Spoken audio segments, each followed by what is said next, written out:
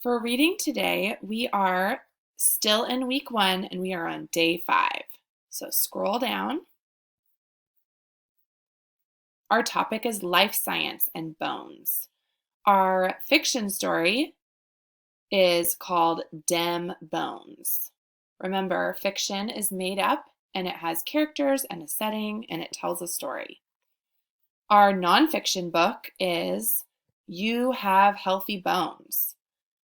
Remember, nonfiction gives information and teaches you about something.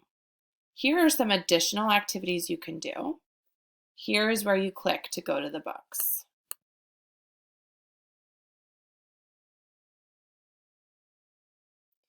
So you can watch the story Dem Bones by pressing here or here. You can read the book You Have Healthy Bones by pressing here or here.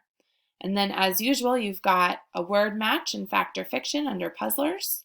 And then you've got dive deeper with explore the web and meet the creators. Remember, when you're done, please press the blue button to say that you did it, even though there's nothing that you're actually typing or uploading. Happy reading!